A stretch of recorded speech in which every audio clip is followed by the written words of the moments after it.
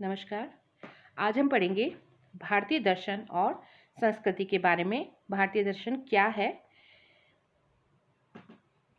भारतीय दर्शन का उद्भव और विकास कैसे हुआ? भारत में दर्शन का जो शाब्दिक अर्थ है वो है सत्य का साक्षात्कार, विजन ऑफ ट्रुथ। सत्य के प्रकाश में जीवन बिताना ही दर्शन का आदेश है और ये दर्शन जो है वो जीने का एक ढंग कहा जा सकता है, एक तरीका कहा जा सकता है। भारतीय दर्शन उत्तम जीवन व्यतीत करने का मार्ग बताता है। भारतीय दर्शन के अंकुर हमें वैदिक ऋषियों के चिंतन में अपनी विशिष्टता के साथ दिखते हैं, जो कि आगे चलकर पल्लवित और पुष्पित होते हुए अंततोगत्वा भारतीय संस्कृति और शंकर के अद्वैत वेदांत में फलित होकर भारतीय दर्शन के चरमोत्कर्ष को प्राप्त करते हैं।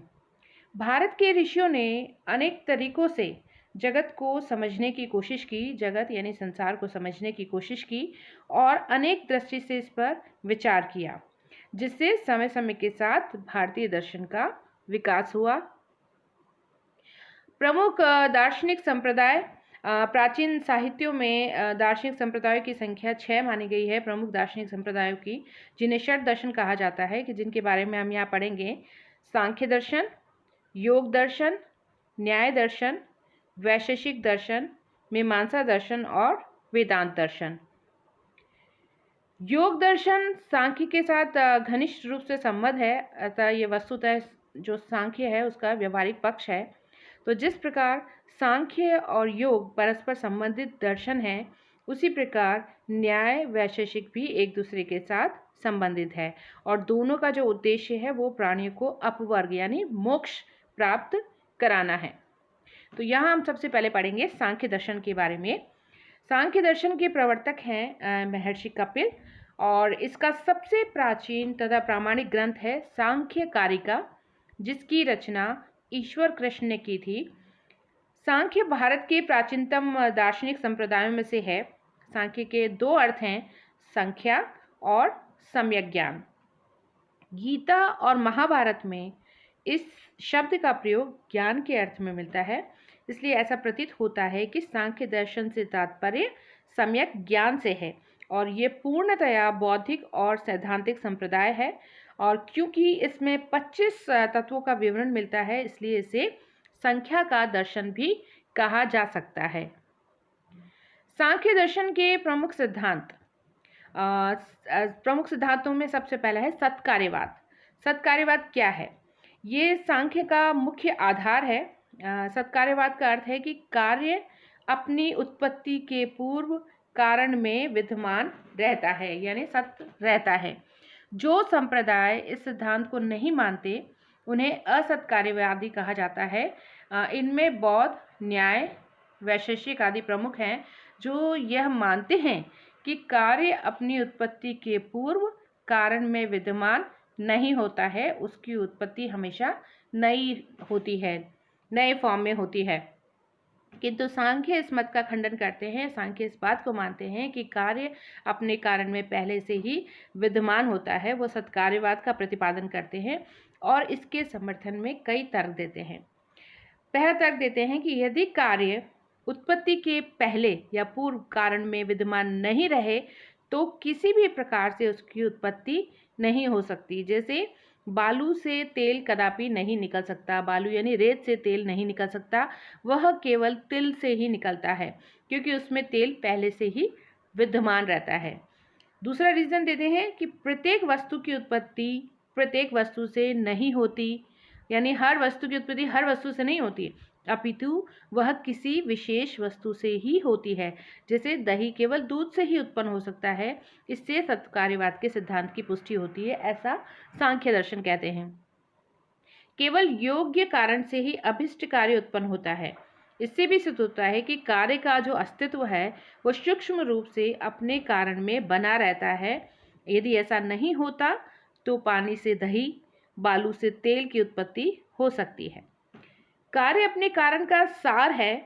कार्य और कारण वस्तुतः समान प्रक्रिया के व्यक्त और अव्यक्त रूप है। जैसे कपड़ा धागों में और दही दूध में अव्यक्त रूप से बना रहता है। जब उत्पत्ति के मार्ग की बाधाओं को दूर किया जाता है तो कारण कार्य को प्रकट कर देता है। इन युक्तियों के आधार पर सांख्य इस निष्कर्ष पर पहुंचता है कि कार्य मूलतः अपने कारण में हमेशा विद्यमान रहता है। सत्कार्यवाद के दो विभेद बताए हैं सांख्य दर्शन में, परिणामवाद और विवर्तवाद। परिणामवाद क्या है? यह परिणामवाद से तात्पर्य है कि कारण वास्तविक रूप में कार्य में बदल जाता है, जैसे तिल तेल में, दूध दही में रूपांतरित हो जाता है, यानी कारण वास्तविक रूप से अपने कार्य में बदल जाता है परिणामवाद के अंतर्गत।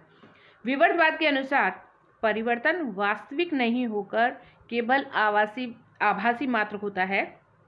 जैसे रज्जु में सर्प का आभास होता है, वो सांप में नहीं परिवर्तित हो जाता है। रस्सी जैसे सांप की जैसे दिखती है, वो आभासी मात्र होता है, उसमें सांप जैसी वो बन नहीं जाती है। सांख्य दर्शन परिणामवाद का समर्थक है और विवर्तवाद का जो समर्थन करते हैं वो अद्वैत वेदांती ही करते हैं। सांख्य दर्शन में प्रकृति और पुरुष की अवधारणा। सांख्य दर्शन द्वैतवादी है। इसमें प्रकृति और पुरुष नामक दो स्वतंत्र शक्तियों की सत्ता को स्वीकार किया गया है, जिनके सहयोग से सृष्टि की उत्पत्ति होती है, जगत की उत्पत्ति होती है, संसार की उत्पत्ति होती है। तो यहाँ पे सबसे पहले हम प्रकृति के बारे में पढ़ेंगे। यह सृष्टि का आदि कारण है, जिसे प्रधान तथा अव्यक्त की संज्ञा भी दी जाती है, जो कि दिखाई नहीं देता। यह नित्य और निरपेक्ष है, इसका कोई कारण नहीं होता, क्योंकि यह समस्त कार्यों का मूल सोर्स है। प्रकृति में 3 गुण होते हैं, सत्व, रज और तम। इन तीनों की साम्यावस्था का नाम ही प्रकृति है। प्रकृति के 3 तत्व रस्सी की 3 डोरियों की तरह मिलकर पुरुष को बांधते हैं, यानी सत्व, रज, तम, ये तीनों ही गुण रस्सी की तरह मिलकर पुरुष को बांधते हैं और इन्हें गुण कहा जाता है। सत्व प्रकाश और प्रसन्नता, और रज क्रियाशीलता, और तम जो है वो स्थिरता, अवरोध और मोह का सूचक है। सभी सांसारिक वस्तुओं में ये तीनों गुण दिखाई देते हैं, क्योंकि वे सभी प्रकृति से उत्पन्न हुए हैं।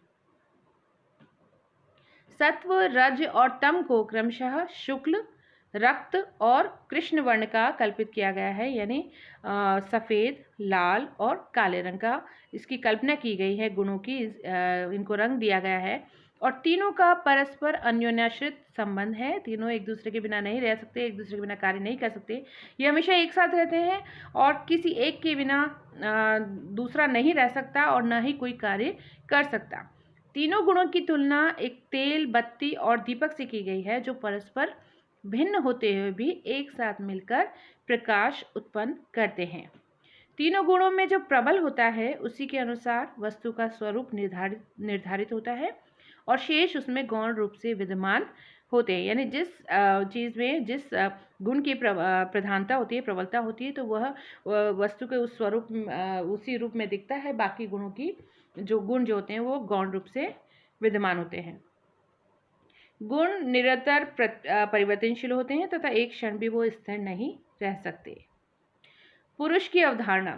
सांख्य दर्शन का दूसरा प्रमुख तत्व है पुरुष, यानी आत्मा। इसका स्वरूप नित्य, सर्वव्यापी, शुद्ध चैतन्य है, जिसमें चेतना है, यानी चैतन्य आत्मा का स्वभाव ही है और यह शरीर, इंद्रियां, मन या बुद्धि से भिन्न है। आत्मा हमेशा ज्ञाता के रूप में रहता है और यह ज्ञान का विषय नहीं होता। इसमें किसी प्रकार का विकास या परिवर्तन नहीं होता, अपितु विकार या परिवर्तन जो भी होता है वो सब प्रकृति के धर्म हैं। सांख्य दर्शन में अनेकांतवाद का समर्थन किया गया है, जिसके अनुसार आत्मा एक न होकर अनेक है और प्रत्येक जीव में भिन्न भिन्न आत्मा रहती है। इस प्रकार जहाँ प्रकृति एक है वहाँ पुरुष यानी आत्मा अनेक माने गए हैं। पुरुष नित्य ज्ञाता के रूप में भी विद्यमान होते हैं और वह चैतन्य स्वरूप होते हैं। सांख्य दर्शन के अनुसार जगत की उत्पत्ति कैसे हुई? प्रकृति जब पुरुष के संसर्ग में आती है तो गुणों की साम्यावस्था जो होती है वो विकृत हो जाती है। गुण कौन से? सत्व, रज और तम, जिससे सृष्टि की उत्पत्ति होती है। सांख्य इसके लिए प्रकृति तथा पुरुष के संसर्ग को अनिवार्य मानते हैं। इनमें से अकेला कोई भी तत्व सृष्टि रचना में समर्थ नहीं होता है, यानी प्रकृति और पुरुष मिलकर ही सृष्टि की रचना करते हैं। सृष्टि का उद्देश्य पुरुष का हित साधन करना होता है और पुरुष को भोग तथा कैवल्य दोनों के लिए ही प्रकृति की आवश्यकता होती है। सृष्टि द्वारा पुरुष के भोग के निर्मित वस्तु में उत्पन्न होती है तथा जब पुरुष अपने स्वरूप को पहचान कर प्रकृति से अपना विभेद स्थापित कर लेता है, अलग हो जाता है, उसे अपने आप को अलग मान लेता है, तब उसे मुक्ति प्राप्त होती है। जिस प्रकार अंधे और लंगड़े आपस में मिलकर एक दूसरे की सहायता से जंगल पार कर लेते हैं, फॉर एग्जाम्पल है ये, उसी प्रकार जड़ प्रकृति तथा चेतन पुरुष परस्पर भिन्न होते हुए भी एक दूसरे के सहयोग से सृष्टि की रचना करते हैं और तीनों गुणों के सहयोग से संसार की विभिन्न वस्तुएं पैदा होती है। प्रकृति तथा पुरुष के सहयोग से बुद्धि यानी महत तत्व उत्पन्न होता है और दोनों में जब सत्व की प्रधानता होती है, सत्व गुण की प्रधानता होती है, तब इसका उदय होता है। ये सभी जीवधारियों में बुद्धि रूप में विद्यमान होता है। यही ज्ञाता और ज्ञेय का भेद कराती है और इसी के द्वारा हम किसी वस्तु के विषय में निर्णय कर पाते हैं, महत के द्वारा। बुद्धि के स्वाभाविक गुण क्या हैं? धर्म, ज्ञान, वैराग्य और ऐश्वर्य। तमोगुण द्वारा विकृत हो जाने पर, बुद्धि के महत के तमोगुण द्वारा विकृत हो जाने पर इन गुणों का स्थान इनके विरोधी गुण ले लेते हैं, यानी धर्म के स्थान पर अधर्म, ज्ञान के स्थान पर अज्ञान आ जाता है, वैराग्य के स्थान पर आसक्ति और ऐश्वर्य के स्थान पर अशक्ति ग्रहण कर लेते हैं। बुद्धि की सहायता से ही प्रकृति तथा पुरुष से विभेद स्थापित होता है और बुद्धि से ही अहंकार का जन्म होता है। बुद्धि में मैं और मेरा का भाव ही जो है वो अहंकार है और इसका कार्य अभिमान को उत्पन्न करना होता है और पुरुष भ्रमवश अपना तादात्म्य इसके साथ स्थापित कर लेता है तथा अपने को कर्ता, भोक्ता और स्वामी मानने लगता है। अहंकार के भी 3 भेद हैं, सात्विक, तामसिक और राजसिक। सात्विक में सत्व की प्रधानता होती है जिसमें मन और 5 ज्ञानेंद्रियां, आँख, नाक, कान, जीभ और त्वचा तथा 5 कर्मेंद्रियां यानी मुख, हाथ, पैर, मलद्वार, जननेंद्रियां ये उत्पन्न होती है सात्विक में। तामसिक में इसमें तन की प्रधानता होती है, इसमें 5 तन मात्र शब्द, स्पर्श, रूप, रस और गंध उत्पन्न होते हैं। और राजसिक में जो ये अहंकार के 3 भेद बता रखे हैं, तो तीसरा भेद है राजस। इसमें रज की प्रधानता होती है और ये सात्विक और तामसिक को गति प्रदान करता है।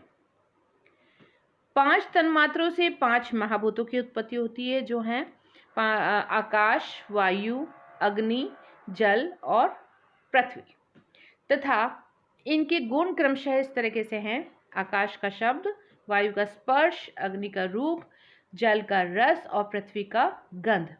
इस प्रकार सृष्टि का विकास प्रकृति से ही शुरू होता है तथा 5 महाभूतों तक समाप्त हो जाता है। ये 24 तत्वों का खेल मात्र है और पुरुष को मिलाकर सांख्य दर्शन में कुल 25 तत्वों का अस्तित्व स्वीकार किया गया है। पुरुष इस विकास की परिधि से बाहर रहकर इसका दृष्टा मात्र होता है, वह न तो कारण है और न ही कार्य। प्रकृति ही कारण मात्र है।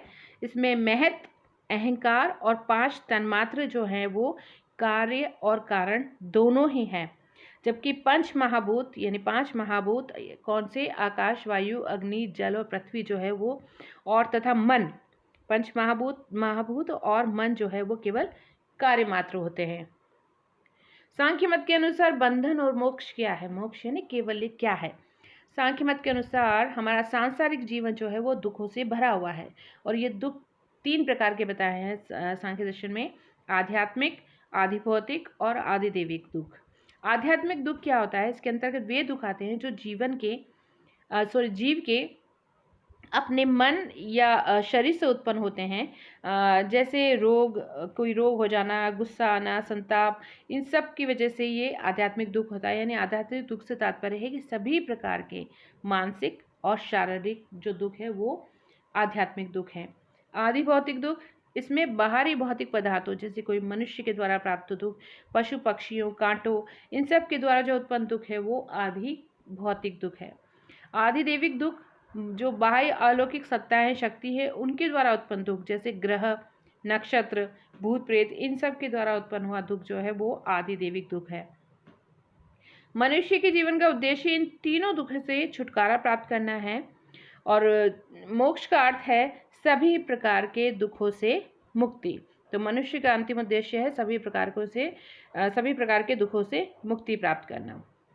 और अज्ञान ही जो है वो इस बंधन का कारण है, जिससे हमें कई प्रकार के दुख होते हैं। पुरुष शुद्ध चैतन्य है, वह कभी वास्तव में बंधनग्रस्त नहीं होता है, उसे स्वयं दुख नहीं होता है। अज्ञानवश जब वह अपने को प्रकृति और उसके विकारों से अभिन्न मान लेता है, यानी अलग नहीं मानता है, अभिन्न मान लेता है, तब प्रकृति के दुखों को अपना ही दुख समझकर कष्ट झेलता रहता है। यानी बंधन का मूल कारण है पुरुष का प्रकृति और उसके विकारों से अपने आप को अभिन्न समझना। शरीर के साथ अपनेपन का संबंध जोड़ने से पुरुष बंधनग्रस्त हो जाता है। सांख्य के अनुसार शरीर भी दो प्रकार का होता है, स्थूल शरीर और सूक्ष्म शरीर। स्थूल शरीर पंचभूतों से निर्मित है और इस शरीर से आसक्त होने पर व्यक्ति बंधनग्रस्त हो जाता है। तन्मात्र 5 ज्ञानेंद्रियां, 5 कर्मेंद्रियां और अंतःकरण यानी मन से सूक्ष्म शरीर का निर्माण होता है। जीवन मुक्ति में स्थूल शरीर के नष्ट होने पर भी सूक्ष्म शरीर कायम रहता है और विधेय मुक्ति में सूक्ष्म शरीर का भी नाश हो जाता है। तो इस प्रकार जीव दोनों प्रकार के शरीर से आसक्त होकर विविध तरह के कष्ट झेलता रहता है। सांख्य दर्शन के अनुसार अज्ञान ही बंधन का मूल कारण है और विवेक ज्ञान ही मोक्ष प्राप्ति का साधन है। तो विवेक ज्ञान होने पर पुरुष अपने आप को इंद्रिय, शरीर, मन और बुद्धि इनसे सर्वथा अलग समझ लेता है और उसे ये भी ज्ञान हो जाता है कि वह अर्थात आत्मा अनादि, अनंत, अमर और चैतन्यमय है। सांख्य का ईश्वर संबंधी विचार। ईश्वर की सत्ता के विषय में सांख्य जो मतानुयायी है उनमें मतभेद है। प्रारंभ में ये मत ईश्वर की सत्ता को नहीं मानता था।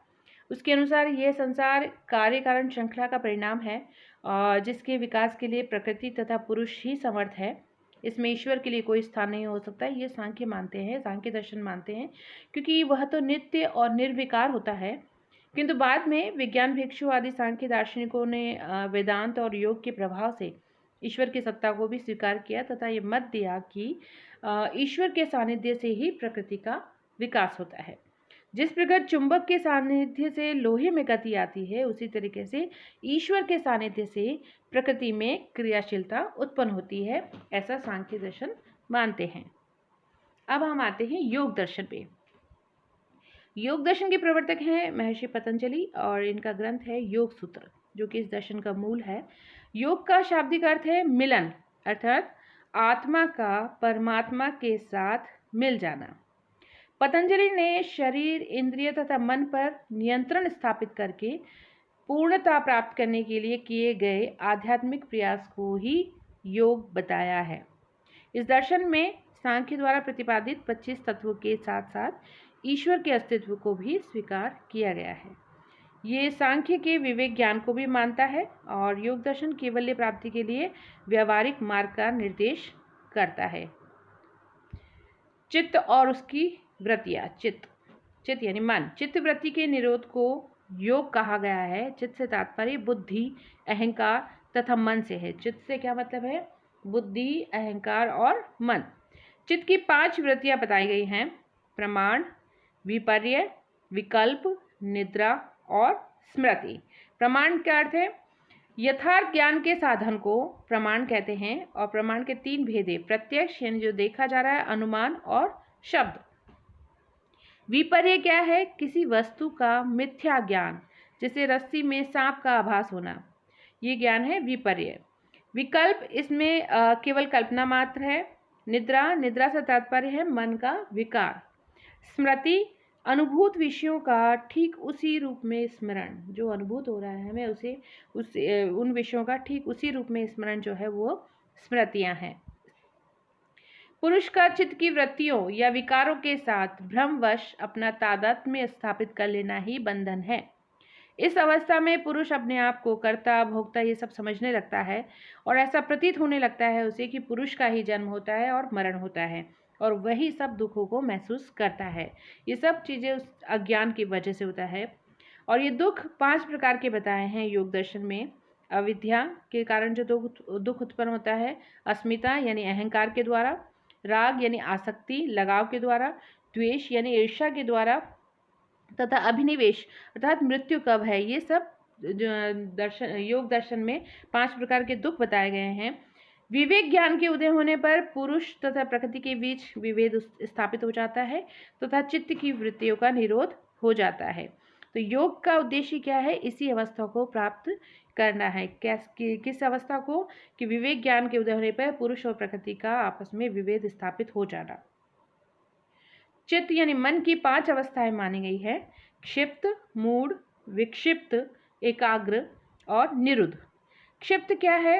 रजोगुण के आधिक्य से, जब रजोगुण की ज़्यादा प्रधानता होती है तब चित्त जो होता है वो चंचल और सक्रिय होकर एक विषय से दूसरे विषय की ओर दौड़ता रहता है, तो ये अवस्था कहलाती है क्षिप्त।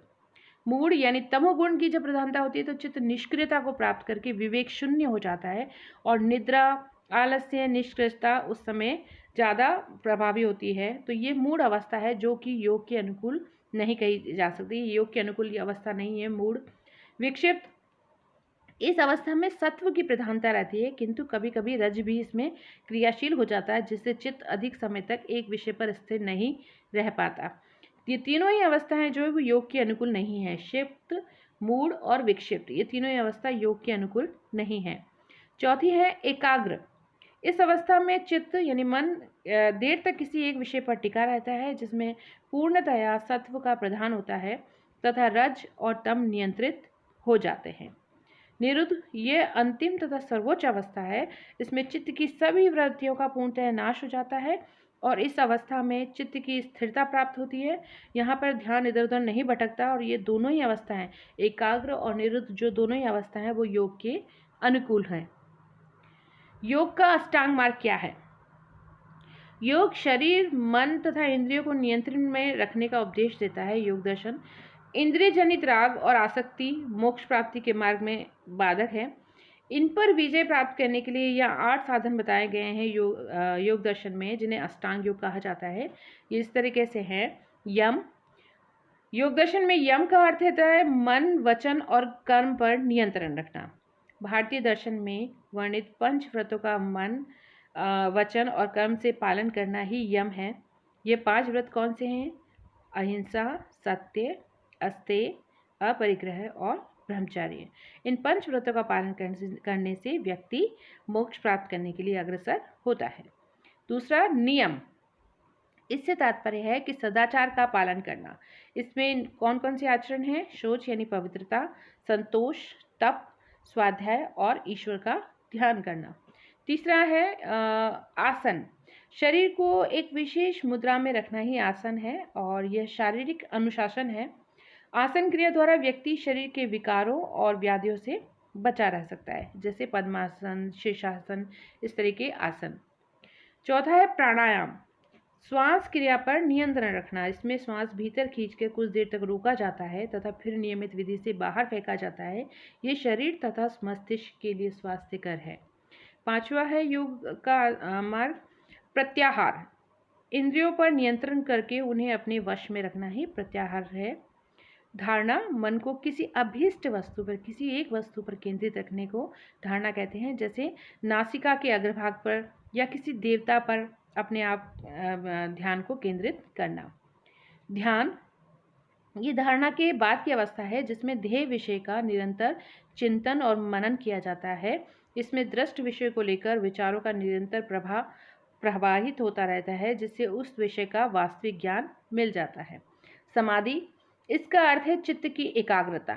यह योगाभ्यास की अंतिम अवस्था है जिसमें मन ध्येय विषय में पूर्ण रूपेण लीन होकर अपना अस्तित्व मिटा देता है और इस अवस्था में व्यक्ति का बाह्य जगत से संबंध टूट जाता है तथा सभी मानसिक विकारों का विरोध हो जाता है और यही मानव जीवन का परम ध्येय भी है।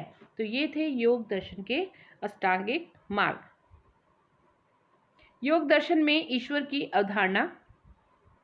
योग दर्शन में ईश्वर की सत्ता को स्वीकारा गया है। पतंजलि ने ईश्वर को ऐसा विशिष्ट पुरुष बताया है जो कि क्लेश, कर्म, परिणाम, संस्कार आदि से प्रभावित रहता है। वह नित्य, सर्वव्यापी, सर्वज्ञ और सर्वशक्तिमान है, सर्वविद परिपूर्ण है। ईश्वर भक्ति समाधि प्राप्त करने का एक सुनिश्चित साधन है। यानी ईश्वर का अस्तित्व सिद्ध करने के लिए योग दर्शन ने कुछ प्रमाण दिए हैं कि वेद इस ईश्वर की सत्ता का प्रतिपादन करते हैं। सभी सांसारिक वस्तु की अल्पतम और अधिकतम सीमा होती है, अतः ज्ञान और शक्ति की भी एक सीमा होनी चाहिए। तो इनकी सर्वोच्च सीमा अर्थात सर्वशक्तिमान तथा सर्वज्ञ जो है वो ईश्वर ही है। प्रकृति तथा पुरुष के बीच संयोग और विच्छेद स्थापित करने वाला भी ईश्वर होता है। ईश्वर के सहयोग के बिना जड़ प्रकृति तथा चेतन पुरुष में संयोग तथा वियोग कदापि संभव नहीं है।